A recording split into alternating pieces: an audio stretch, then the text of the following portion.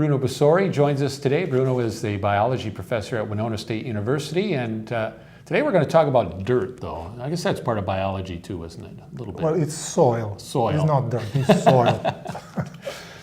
Well, that's not what my mom says, but we'll go with soil, though.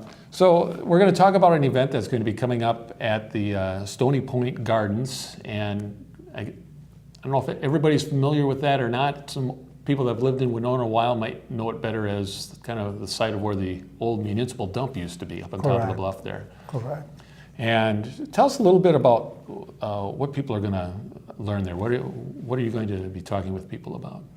Well, that space has been employed for the last 3 years, 2-3 years at least, as a community garden. And so there is an increasing interest from local people, from Winonans, on how to grow food locally. And the past seasons have been successful. The initiatives carry on.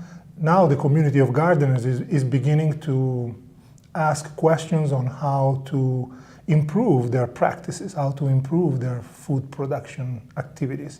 And so the organizers, Mike and his group of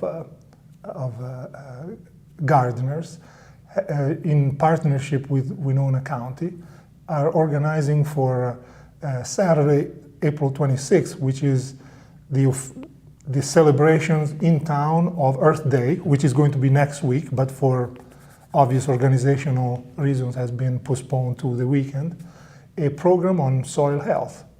And so I've been invited to present to the attendees what does it mean to have a soil that is healthy, and how to pursue a healthy soil in case you do not have one.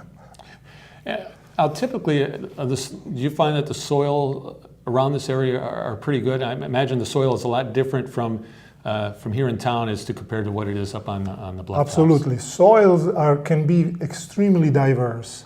They change with the lay of the land.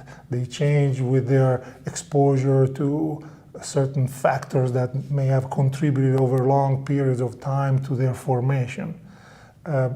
So even within the same plot, you may find different kind of soils. It is very important when you manage that soil to grow agronomic crops, vegetables, fruits, what you can do to avoid, for example, erosion, because with erosion you lose the soil and all the nutrients that plants require, but also how to maintain the elements of fertility that the garden will enjoy in order to grow better and bigger fruits and vegetables the following growing season.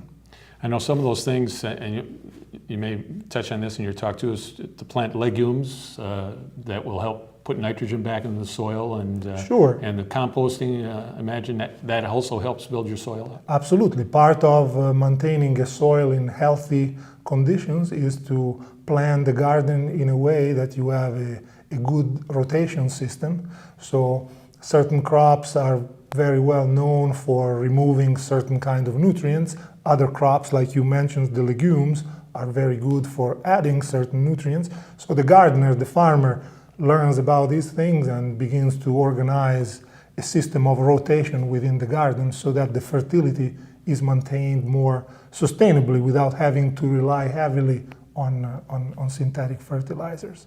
But there is a pivotal key factor, in my opinion, that everybody should learn on this event on April 26th.